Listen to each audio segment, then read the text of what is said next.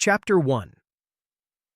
By 1985, El Salvador had become one of the most dangerous places in the world, a country small enough to cross in a day, yet so fractured that entire communities could vanish without a trace. Beneath the surface of daily life, the violence was not random. It was the product of decades of imbalance that had hardened into something far more dangerous than inequality, a system that left little room for change without force. For most of the 20th century, El Salvador was effectively controlled by a narrow elite often referred to as the 14 Families, a group of landowners who dominated the country's economy through vast coffee and cotton estates. Their wealth depended on a labor force that owned little or no land of its own, and over time, that imbalance shaped not just the economy, but the political system itself.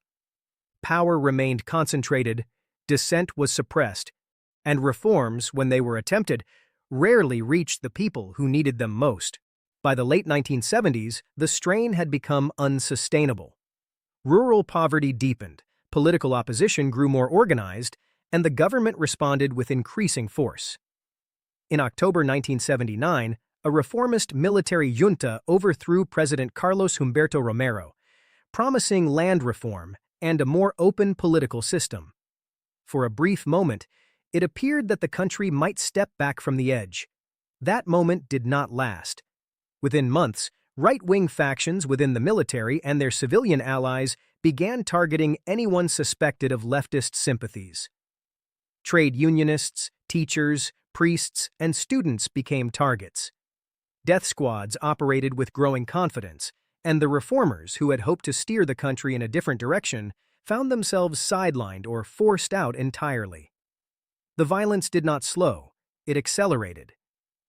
In January 1980, the opposition consolidated into the Farabundo Martí National Liberation Front, or FMLN, a coalition of 5 guerrilla organizations with distinct leadership structures, but a shared goal: to overthrow the Salvadoran government and replace it with a socialist system.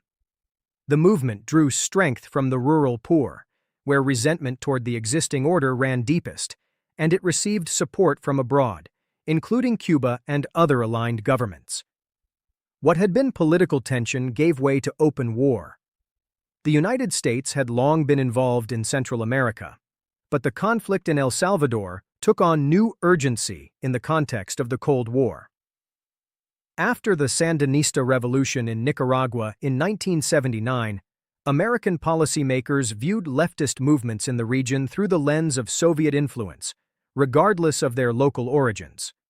When El Salvador's conflict escalated, Washington moved to support the government.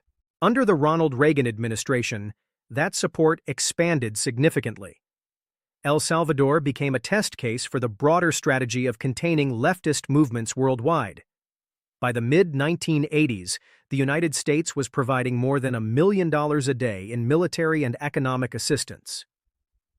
American advisors trained Salvadoran units, helped shape counterinsurgency operations, and operated out of an embassy in San Salvador that had grown into one of the largest U.S. diplomatic missions in the world.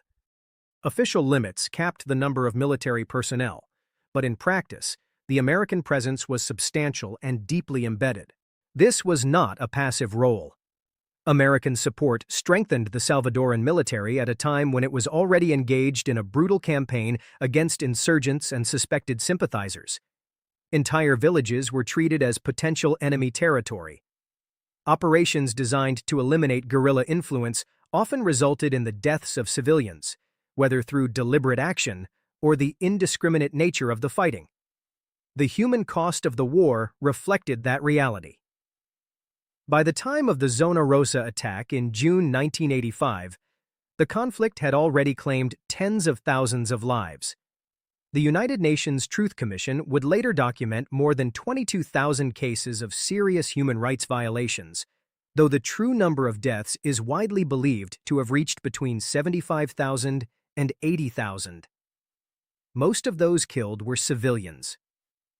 Responsibility for that violence was not confined to one side, but it was not evenly divided either.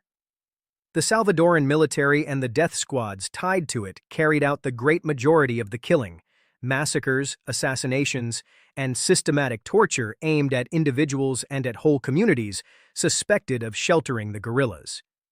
The most infamous case came in December 1981 in the hills of Morazan, where soldiers of the U.S.-trained Atlacatl Battalion moved through the village of El Mozote and the hamlets around it and killed close to 1,000 people across El Mozote and the hamlets around it. Most were women, children, and the elderly.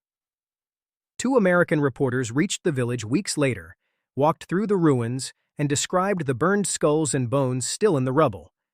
One of them, Raymond Bonner of the New York Times, was handed a list of 733 names of the dead, roughly half of them children. The accounts ran on the front pages of the Times and the Washington Post. The next day, the Reagan administration certified to Congress that El Salvador was making progress on human rights. The reporting was disputed and the reporters discredited, and it would take a forensic exhumation a decade later to compel the official admission of what two journalists had already seen and counted in 1982. El Mozote was the worst of it, but it was not an exception. It was the pattern at its most extreme. The FMLN also contributed to the cycle of violence. Guerrilla forces planted mines along rural roads, carried out executions of local officials, and attacked economic infrastructure in ways that disrupted daily life for civilians across the country. Their strategy reflected a belief that weakening the state, even at the cost of civilian suffering, would ultimately shift the balance of power. What emerged from this environment was a war in which the distinction between combatant and civilian became increasingly blurred, and where symbols carried as much weight as military targets. Americans, by virtue of their government's role, were no longer just observers or advisors. They were part of the conflict in a way that made them visible and vulnerable. The attack that would come in Zona Rosa was not an isolated act of violence. It was the logical extension of a war that had already crossed every other line. In a conflict defined by escalation, targeting Americans in a crowded civilian setting was not a departure from the pattern. It was a continuation of it. On the night of June 19, 1985, that logic would arrive in the heart of San Salvador. Chapter 2. San Salvador. In 1985 was a city living two lives at once. During the day, traffic clogged the major avenues, as office workers hurried between appointments and street vendors competed for space along crowded sidewalks. At night, restaurants filled with conversation, movie theaters screened American films, and couples lingered over dinners that stretched well past sunset. To a visitor spending only a few days in the capital, it was possible to mistake the city for a place enjoying relative peace and prosperity. That impression rarely lasted. The Civil War was woven into daily life. Buildings damaged by bombings still stood unrepaired years after the attacks.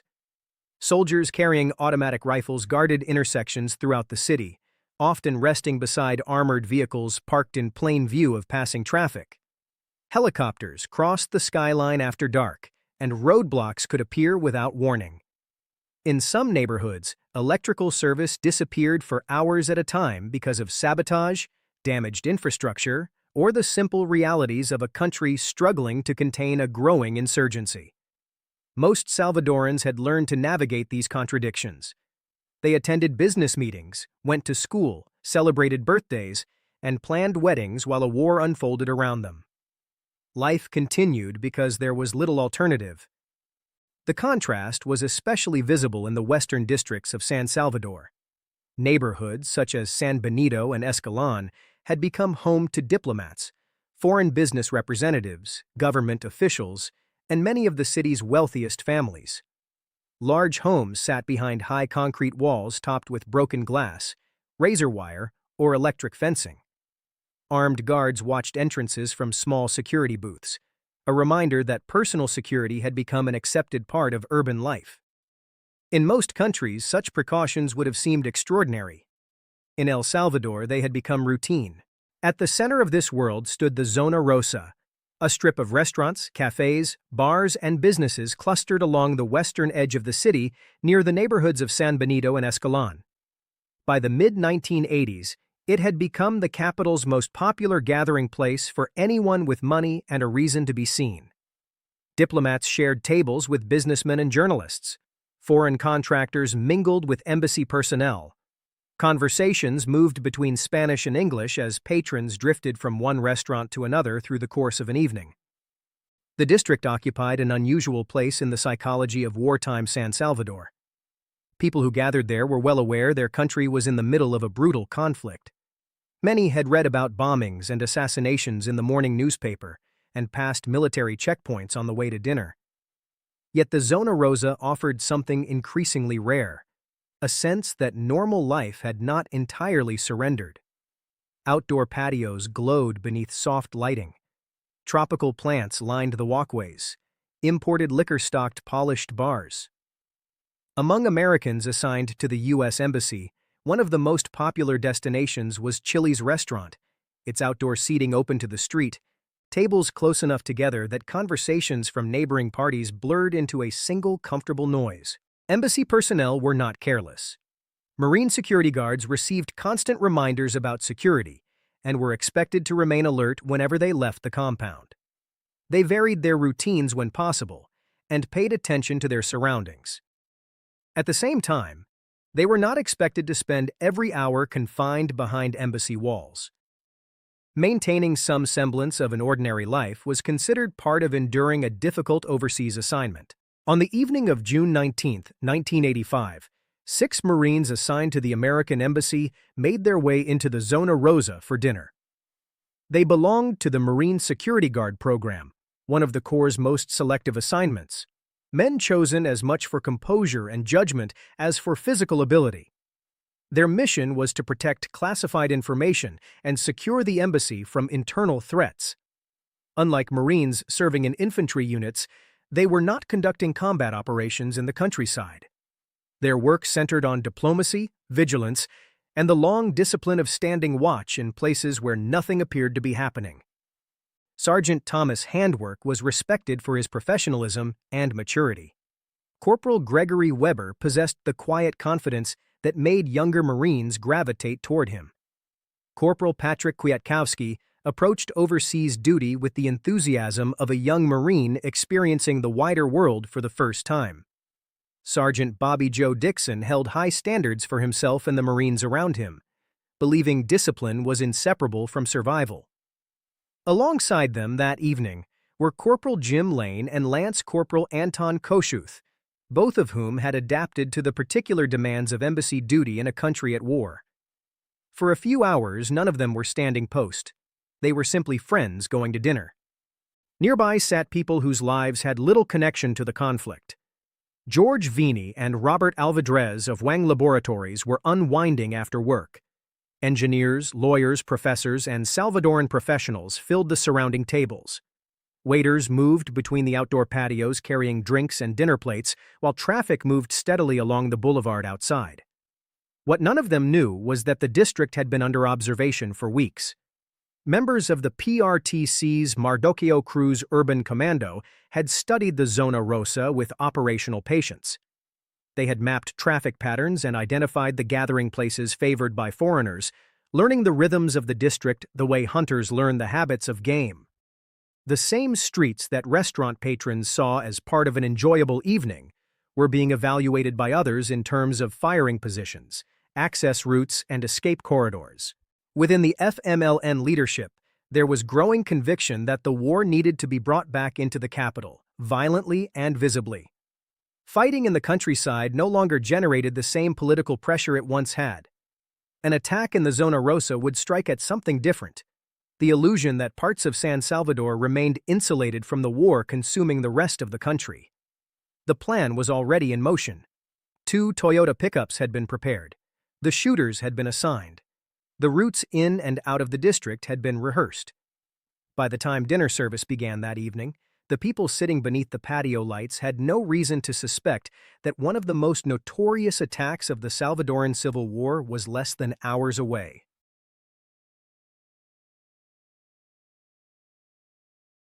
Chapter 3.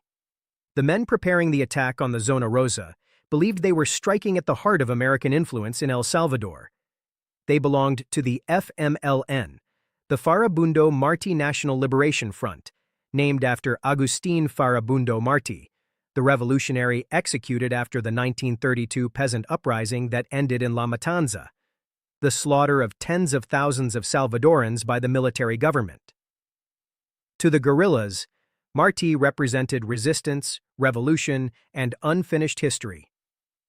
But the FMLN was not one single organization. It was an alliance of competing factions, each with its own leaders, ideology, and methods. Among them, the PRTC stood apart. The Partido Revolucionario de los Trabajadores Centroamericanos was smaller than the other factions, but more aggressive in how it approached urban warfare. While much of the Civil War unfolded in jungles and mountain villages, the PRTC believed the capital itself needed to feel vulnerable again. Bombings, assassinations, kidnappings, and attacks inside San Salvador carried a different kind of power. Violence in the countryside frightened peasants. Violence in wealthy districts frightened governments. That strategy relied heavily on one unit, the Mardoqueo Cruz Urban Commando. The men inside it looked ordinary. Some worked jobs, some attended school. They blended into the city so naturally that most people passed them every day without noticing. Behind that appearance, however, existed a disciplined underground network built around surveillance, safe houses, weapons caches, and escape routes. Their operations were patient. Targets were studied carefully before anyone fired a shot. By 1985, the commando operated under a planner known as Mario, sometimes called Mario Gonzalez. His real identity remained unclear for years, but within the organization his reputation was simple. Mario planned attacks that worked. He selected routes, assigned shooters, secured weapons, and timed operations carefully enough that armed men could appear suddenly, strike fast, and disappear before security forces organized a response. The Zona Rosa operation carried exactly that kind of preparation. For weeks, operatives watched Avenida La Revolución and the surrounding restaurants. One of them, Ismael Dimas, reportedly conducted much of the surveillance himself. He observed where Americans gathered, how long Marines stayed in the area, and which restaurants they preferred. Patterns emerged quickly. The Marines liked Chili's. The outdoor seating left them exposed. The district itself offered perfect confusion for an attack. To the guerrillas, the Marines were not simply young Americans eating dinner. They represented the United States' role in the war, the advisors, the funding, the military support keeping the Salvadoran government alive. Killing them publicly inside the Zona Rosa would send a message far beyond San Salvador. By the evening of June 19th, the plan was already in motion. Weapons had been gathered through FMLN supply networks. M16 rifles were loaded. 2 Toyota pickup trucks had been prepared for the assault team. Routes into and out of the district had been rehearsed repeatedly. At some point before the attack, members of the commando reportedly gathered near Café Don Pedro close to the target area itself. Around them, the Zona Rosa moved through another normal evening. Music drifted from bars. Waiters carried drinks beneath patio lights. Foreign businessmen laughed over dinner while Marines relaxed after work only steps away. The guerrillas watched all of it quietly. By then, the attack was no longer a possibility. It was only waiting for the right moment.